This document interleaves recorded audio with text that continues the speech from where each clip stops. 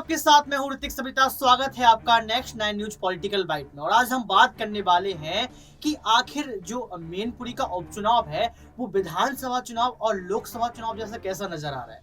आप ये देखिए, एक उपचुनाव के लिए सारे लोग पहुंच जाते हैं बीजेपी की। आप ये सोचिए, पहली बार योगी आदित्यनाथ ने चाचा शिवपाल को फुटबॉल बोल दिया, पेंडुलम बोल दिया और उनकी किरकिरी कर दी। मुझे ये बात समझ में नहीं आ रही है कि आखिर योगी आदित्यनाथ जो सनातन धर्म की बात करते हैं, जो हिंदुत्व की बात करते हैं, जो कहते हैं कि हम तो बिल्कुल शुद्ध हैं, हमें शुद्ध राजनीति पसंद है, लेकिन आज विशुद्ध राजनीति की दास्तान में योगी आदित्यनाथ क्यों फंस रहे हैं। चलिए, रघुराज शाक्य तो ठीक थे कि रघुराज शाक्य ने बोल दिया कि चाचा शिवपाल उनके गुरु हैं। उन्होंने बोल दिया कि मुलायम सिंह यादव मेरे गुरु हैं। ठीक है, मान लेते थे कि उनकी राजनीति की शुरुआत है और शुरुआती दौर में ऐसा होता रहता है, लेकिन योगी आदित्यनाथ जो प्रधानमंत्री की रेस में वो ऐसी बातें कर रहे हैं। आज देखिए, चाचा शिवपाल पर सीबीआई तमाम रेड डल रही हैं, तमाम केंद्र की एजेंसियां उनके घर पहुंच रही हैं, उनकी जो मुश्किलें हैं वो बढ़ चुकी हैं। इसी मुद्दे पर को लेकर आज हमारे साथ बात करने के लिए मौजूद हैं जयंती। बहुत बहुत स्वागत है मैम आपका। मेरा पहला सवाल जयंती आपसे ये रहेगा कि आप देख रही हैं कि मैनपुरी की जो तस्वीर सामने आ रही है, उस तस्वीर में आपको कहीं ना कहीं विधानसभा और लोकसभा चुनाव नजर आ रहा है। आप देखिए, कृष्णा प्रसाद मौर्य पहुंच जाते हैं, योगी आदित्यनाथ बाबा पहुंच जाते हैं, तमाम लोग पहुंचकर सिर्फ और सिर्फ चाचा शिवपाल को देख रहे हैं। डिम्पल का तो कोई जिक्र ही नहीं कर रहा है। आप इसको कैसे देख रही हैं? देखिए, चाचा शिवपाल को इसलिए देखा जा रहा है, जाहिर तौर पर एक बात को आप समझने की कोशिश कीजिए। इससे पहले अगर शिवपाल यादव अखिलेश यादव के साथ पहले ही आ चुके होते तो ये भी हो सकता था कि डिम्पल यादव को उम्मीदवार ना बनाकर शिवपाल यादव को उम्मीदवार बनाया जाता। लेकिन शिवपाल यादव ने पहली बगावत छेड़ दी थी। मुलायम सिंह यादव के समय में ही उन्होंने पार्टी से किनारा कर लिया था, तो ऐसे में उन पर विश्वास जताना मुश्किल हो रहा था। और फिर हम अपने दर्शकों को इस समीकरण में बताते हुए नजर आए हैं, जो कि सीधा मैनपुरी के गलियारों से सामने आया कि राम गोपाल यादव ने डिम्पल यादव का नाम सामने रखा था कि डिम्पल यादव को उम्मीदवार बनाया जाए। अगर आप डिम्पल यादव को उम्मीदवार बनाते हैं तो शिवपाल यादव जो हैं, जो कि अभी इस वक्त नाराज चल रहे हैं, उनको मनाना इजी हो जाएगा। और वही हुआ, डिम्पल यादव को उम्मीदवार बनाया, शिवपाल चाचा मान गए। तो यहाँ शिवपाल यादव को लेकर इसलिए चर्चा इस वक्त शुरू है। आप कह रहे हैं कि डिम्पल यादव की चर्चा क्यों नहीं हो रही। देखिए, अखिलेश यादव की पत्नी है डिम्पल यादव, इसलिए उनको उम्मीदवार बना दिया गया है। बहू है मुलायम सिंह यादव की, तो सीधा सीधा वोट मिलेंगे। लेकिन शिवपाल यादव जो है, शिवपाल यादव मुलायम सिंह यादव के छोटे भाई हैं पहली बार। दूसरी बात ये कि अखिलेश यादव से जो उनकी दरार चल रही थी, बीजेपी कहीं ना कहीं उसका फायदा उठा सकती थी। तीसरी बात ये कि शिवपाल यादव ने बीजेपी को लात मारकर सीधे सीधे अखिलेश यादव का साथ देना शुरू कर दिया। तो यहाँ ये सारी चीजें कहीं, तो क्या ये लात मारने का जो है बदला लिया जा रहा है? साफ तौर पर ये बिल्कुल नजर आ रहा है, ये सारी चीजें नजर आ रही है। आप एक बात सोचिए कि रिवर फ्रंट घोटाला जो मामला जिसके बारे में अब जिक्र होना शुरू हो गया है, नया नवेला मामला सामने आ गया है, जिस पर हरी झंडी बकायदा दिखा दी गई है योगी आदित्यनाथ की तरफ से। तो क्या बीजेपी का डर है? देखिए, बीजेपी का डर इसको आप नहीं कह सकते हैं कि शिवपाल यादव को बीजेपी से डर लग रहा है या फिर अखिलेश यादव को बीजेपी से डर लग रहा है। सीधे तौर पर बीजेपी डरी डरी से सहमी सहमी से नजर आ रही है। अच्छे से उनको पता है कि मैनपुरी सीट पर इस वक्त दबदबा किसका कायम है। मुलायम सिंह यादव की सीट है।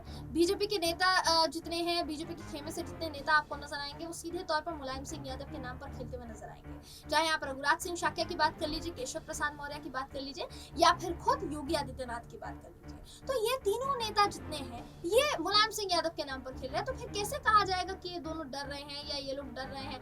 बिल्कुल नहीं। यहाँ पर सीधे तौर पर ये कहा जा सकता है कि तो अगर डर नहीं रहे हैं, आपने कहा कि डर नहीं रहे हैं, पूरी कोशिश में लगे हैं, पूरी ताकत झोंक रहे हैं, पूरी ताकत झोंकने के लिए मुद्दे उठाना चाहिए, मुद्दों पर बात नहीं कर रहे हैं। मैनपुरी में साफ साफ डिम्पल का भी जिक्र नहीं कर रहे कि डिम्पल है या कुछ भी, सिर्फ और सिर्फ यहाँ पर जो है चाचा शिवपाल को ही देख रहे हैं। अखिलेश यादव का जिक्र करते हैं और कह देते हैं कि मुलायम सिंह यादव की कुर्सी पहले छीन ली, अब क्या विरासत संभाल पाएंगे। इस तरीके की बयानबाजी हो रही है। और आप ये देख लीजिए कि चाचा शिवपाल अगर बीजेपी में चले जाते तो शायद ये सब कुछ देखने को नहीं मिलता, लेकिन ये कहीं ना कहीं आपको इशारा नहीं लगता है योगी आदित्यनाथ का कि चाचा शिवपाल को अभी मौका है कि आप फिर बीजेपी में आ जाइए?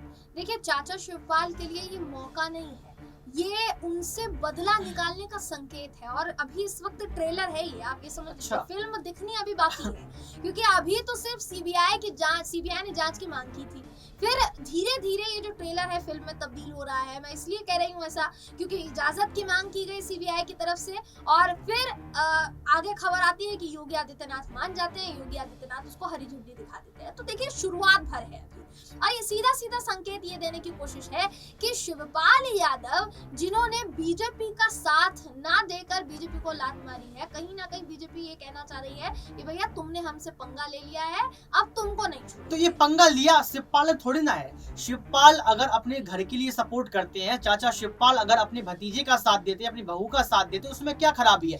अगर चाचा शिवपाल बीजेपी में चले जाते तो आपको नहीं लगता कि कहीं ना कहीं परिवार खत्म हो रहा है, अखिलेश यादव और कमजोर हो जाएंगे? देखिए ये सारी चीजें आप समाजवादी पार्टी के लिहाज से समझ सकते हैं। समाजवादी पार्टी ऐसा सोच रही है, इसलिए शिवपाल यादव को मनाने की कोशिश हुई है। लेकिन आप अगर बीजेपी का यहाँ पर पॉइंट ऑफ व्यू देखेंगे ऋतिक, तो आपको साफ सीधा तस्वीर नजर आएगी कि बीजेपी क्या चाह रही थी और हो क्या गया। देखिए अपर्णा यादव एक मोहरात थी, अपर्णा यादव ने पैर पीछे खींच लिए, फिर शिवपाल यादव पर नजर गई, शिवपाल यादव ने यहाँ पर ये पैर पीछे खींच लिए कि वो अखिलेश यादव के साथ हो गए।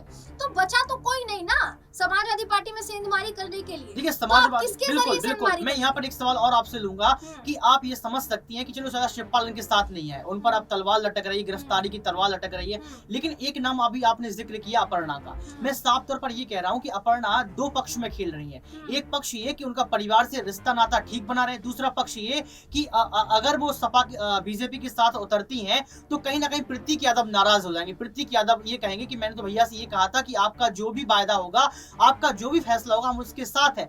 तो आपको क्या लगता है कि अगर अपर्णा यादव बीजेपी की रैली के लिए उतर जाएंगे मैनपुरी में, क्योंकि तो वक्त बहुत कम बचा है, अगर अपर्णा उतरती है तो क्या एम समीकरण का कुछ हिस्सा जो है कि बीजेपी के खेमे चले जाएगा? देखिए अगर मैं अपर्णा यादव की बात करूं तो ये पहले क्लियर हो चुका है कि अपर्णा यादव चुनाव प्रचार के लिए नहीं उतरेंगी। पहला रीजन ये कि उनको चुनाव प्रचार के स्टार प्रचारकों में शामिल ही नहीं किया गया है, इसलिए झटका भी लगा था अपर्णा यादव को, अगर आपको याद हो। झटका लगा था, लेकिन ये हो सकता है, मैं आपसे ये पूछ रहा हूँ। ये हो नहीं सकता है, मैं इसीलिए आपको बता रही हूँ क्योंकि देखिए कुछ चीजें जो पार्टी ने फैसला ले लिया है उसके खिलाफ बीजेपी नहीं जा सकती है। बीजेपी का ये फैसला पहले आ चुका है। अच्छा अपर्णा उतर क्यों नहीं रही है, इसका कुछ कारण पता है आपको? अपर्णा उतर क्यों नहीं रही है, इसका एक ही कारण हो सकता है। जैसे देखिए आपने बताया कि प्रतीक यादव ने इस तरीके का बयान दिया था, और अगर अपर्णा यादव उतरती, वो पहले पैर पीछे खींच चुकी है और ये बीजेपी को भी अच्छी तरीके से मालूम है सीधे तौर पर। अब देखिए अपर्णा यादव अगर उतरती तो प्रतीक यादव की जुबान खाली चली जाती है, अपने पति की जुबान खाली थोड़ी ना करना।